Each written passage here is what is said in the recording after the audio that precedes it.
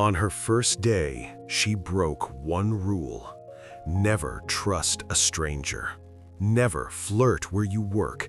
And definitely never run into the wrong man in the wrong place.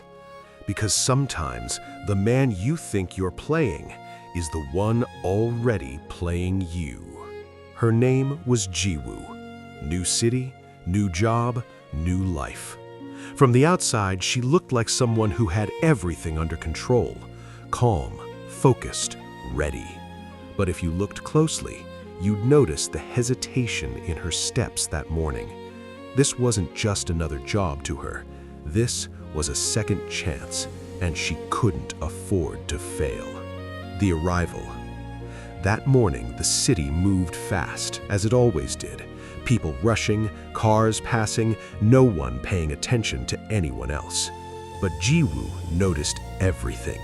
The tall glass building in front of her, the reflection of herself staring back at her, the quiet pressure building in her chest. She stepped out of the taxi slowly, paused, checked her reflection one more time, took a deep breath, and told herself, no mistakes.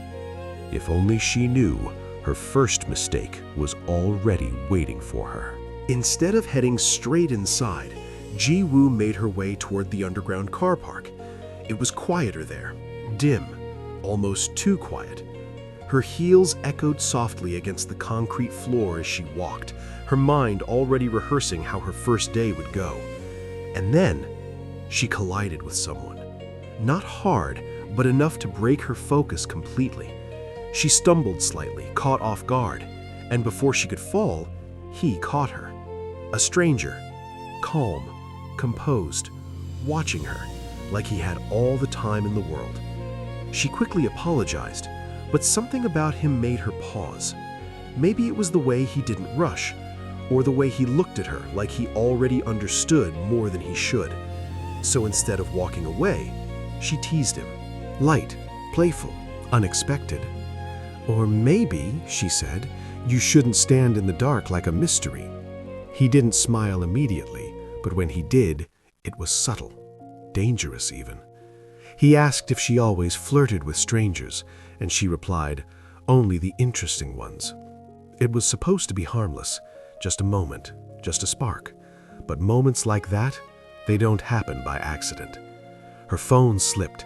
He caught it before it hit the ground, and as he handed it back, he said something simple. Careful, you drop things easily. She smiled again. Only when someone distracts me. For a second, everything slowed. The air, the silence, the space between them. Them. Too intense for two strangers. And then, a car alarm shattered the moment. Reality rushed back in.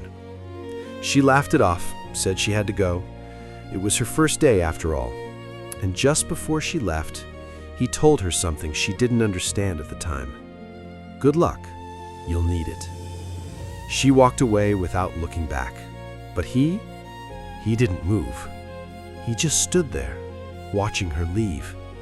And when she was finally gone, his expression changed. Completely. Minutes later, Jiwoo sat in a conference room, surrounded by strangers who would soon become co-workers.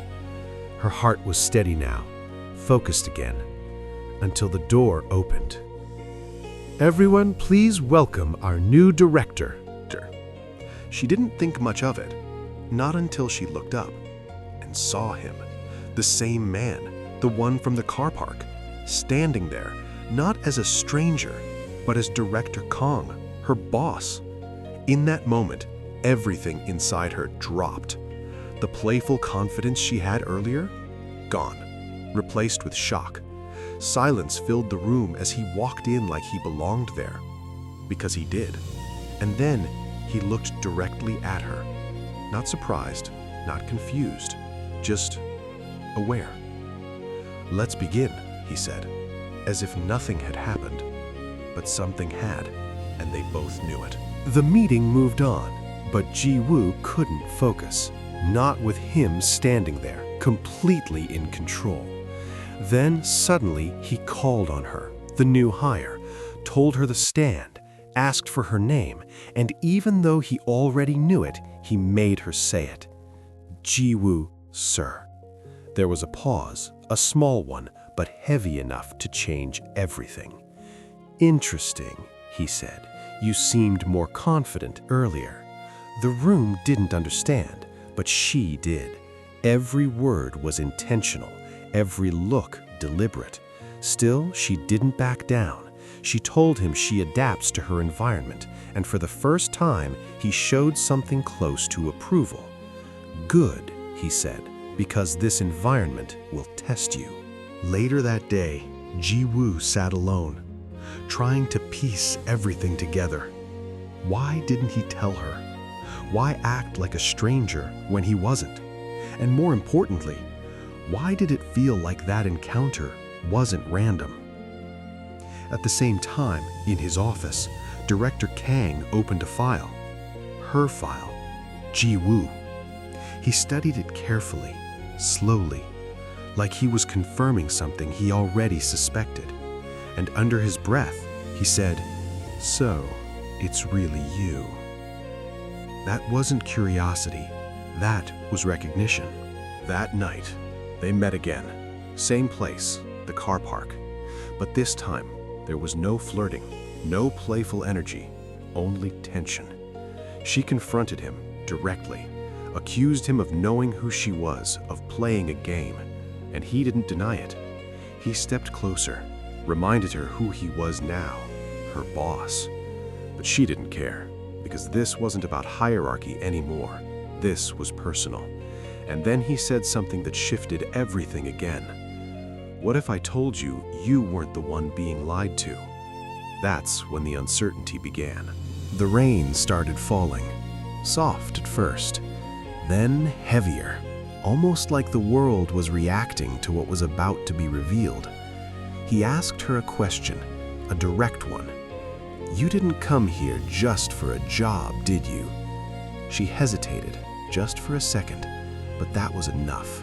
He stepped closer, more intense now. Who sent you? And for the first time, she looked genuinely confused. Not defensive, not guilty, just lost. Then he said something that changed the entire situation. Your name appears in a case I've been investigating for years.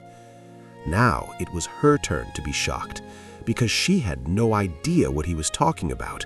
The tension broke, not with anger, but with honesty.